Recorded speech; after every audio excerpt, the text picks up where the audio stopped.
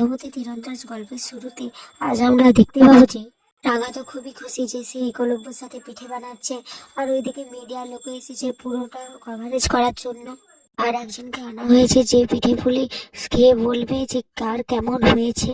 এদিকে আহিরের মা তো তার মেয়ের হাতের ব্যান্ডেজটা করে দেয়, আর আহিরের বাবা তাড়াতাড়ি ডক্টরকে কল করে বাড়িতে আসতে বলে। আহিরি তার বাবাকে বলে আমার এমন কিছু হয়নি, তাই ডক্টরকে ডাকার কোনো প্রয়োজন নেই। আহিরি বলে আমি বেরোচ্ছি। এটা শুনে আহিরির বাবা তো খুবই অবাক, বেরোচ্ছি মানে? আহিরির বাবা বলে তোর হাতের এই অবস্থা, তুই এই অবস্থায় বেরাবি? হ্যাঁ, তোমাকে আমি লাইভ দেখালাম, লাইভে তুমি তো সমস্ত কিছুই দেখলে যে ওখানে পিঠে পুলির উৎসব হচ্ছে। আর শোনো, ওখানে রাঙা না পিঠে পুলি বানিয়ে একলব্যকে খাইয়ে দেবে, এটা বলে আহিরের মা। ওখানে গেলে সবাই তোমাকে বলবে যে তুমি ওদের মাঝে থার্ড পার্সন হয়ে দাঁড়াচ্ছ। আহিরি, তুমি ওখানে গেলে তোমার মান সম্মান নষ্ট হয়ে যাবে।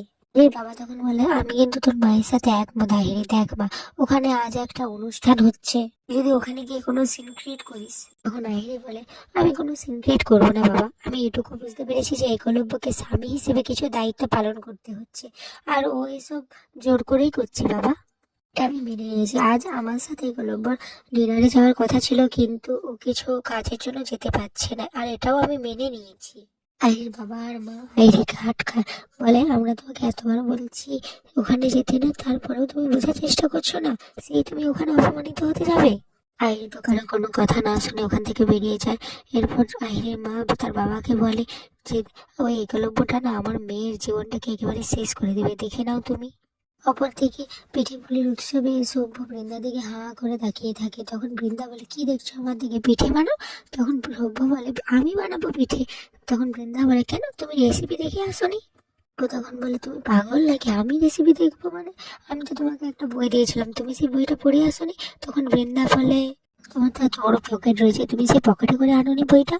এরপর সভ্য রাঙাকে দেখিয়ে বলে ওই দেখো রাঙা কত সুন্দর পিঠে বানাচ্ছে, আর এদিকে দেখো ময়না নাচতে নাচতে পিঠে বানাচ্ছে।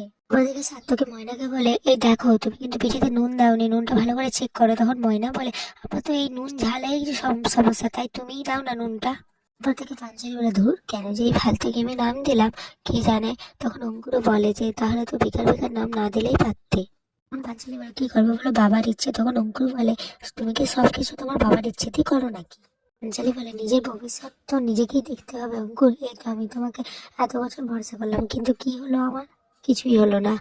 তাই বাবা মার উপর তো একটু ভরসা করতেই হবে, আর যদি একটু ভাগটা পাই তাহলে যদি নিজের জীবনটা গোছাতে পারি। তখন কষ্ট করে বলেছে তোমার ভবিষ্যৎ তোমার লাইফে আমার আর ছবির কি কোনো জায়গা আছে পাঞ্চালি? পাঞ্চালি চুপ করে থেকে দেখে অঙ্কুর বলে আমি জানি এর কোনো উত্তর তোমার কাছে নেই। তখন পাঞ্চালি বলে একদিন হঠাৎ করে যদি তুমি আমায় অনেক টাকা এনে দিতে পারো, দিন থেকেই তোমার আমার জীবনে জায়গা থাকবে। অঙ্কুর তখন বলে টাকা দিয়ে সুখ না কম ভালো মানে ভালোভাবে থাকে না, তার থেকে সত্যিকারের ভালোবাসা আনন্দ ছোট ছোট খুশি এগুলো দিয়ে জীবনটা কাটানো যায়। এদিকে রাঙা একলব্যকে এত কাজ করতে দেখে খুব অবাক হয়ে যায়, এবং একলব্য রাঙাকে খুব হেল্পও করে। ওদিকে প্রমিতা আর কৃষ্ণা এসব দেখে তো খুব খুশি হয়ে যায়। তখন কৃষ্ণা প্রমিতাকে বলে দেখেছো তো রাঙা কি সুন্দর একলব্যর হাতে হাত লাগিয়েছে, আর একলব্য তো রাঙাকে খুব সুন্দর হেল্প করছে। তখন প্রমিতা বলে করুক, আমি আজকে যে কি খুশি হয়েছি কৃষ্ণা তোমাকে বলে বোঝাতে পারবো না। আক্কু যে এখানে এসেছে আমি ভাবতেই পারিনি। আমার কথাটা মিলিয়ে নিও কৃষ্ণা, আক্কু না রাঙাকে কখনো নিজের জীবন থেকে ছড়িয়ে দিতে পারবে না, আহিরিকেও সেই কথাটা বুঝতে হবে। এদিকে তখনই সেখানে আহিরি পৌঁছে যায়। প্রমিতা আহিরিকে দেখে অবাক হয়ে যায় এবং বুঝতে পারে আহিরি কোনো কিছুর জন্যই এখানে এসেছে। আহিরি এসে একলব্যকে দেখতে পায়, যখন ওদিকে যাবে ভাবে তখনই প্রমিতা এসে আহিরিকে আটকে দেয় এবং বলে তুমি ওদিকে কোথায় যাচ্ছ আহিরি? বলে একটু একলব্যকে ডেকে দেবেন আন্টি, আসলে একটু কথা ছিল। তখন প্রমিতা বলে এখানে তো এত বড় অনুষ্ঠান হচ্ছে, আর আমাদের বাড়ির ছেলেরা ওদের বউদের সাহায্য করছে, একটুখানি ওয়েট করো, এটা শেষ হয়ে যাক তারপরে তুমি কথা বলো একলব্যর সাথে। আসলে আন্টি, আহিরি বলে আসলে আন্টি আমার আর একলব্যর আজ একসাথে লাঞ্চ করার কথা ছিল, কিন্তু ও তো যেতে পারেনি, তাই আমি খাবারটা নিয়ে এসেছি, যদি ওকে একটু ডেকে দিতেন তাহলে আমরা এখানে দুজনে খেয়ে নিতাম। এরপর প্রমিতা আহিরিকে নিয়ে তার বাড়িতে চলে আসে। তখন আহিরি বলে আন্টি তুমি আমাকে এখানে কেন নিয়ে এলে? প্রমিতা বলে দেখো আহিরি ওখানে কত লোকজন আছে, আর তুমি আর আক্কু যে আজ লাঞ্চ করতে যাবে এটা আমি জানতামই না। ওখানে কতজন রয়েছে বলে তো আক্কু রয়েছে, আক্কুর বন্ধু বান্ধব পাড়ার লোকেরা রয়েছে, তোমাকে যদি কেউ কিছু বলে তাহলে সেটা শুনতে ভালো লাগবে না।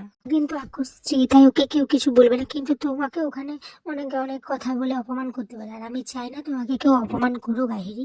আহিরি বলে, ওখানে ছোটখাটো কিছু নেই, সবাই তো জানে আমাদের ব্যাপারে আন্টি।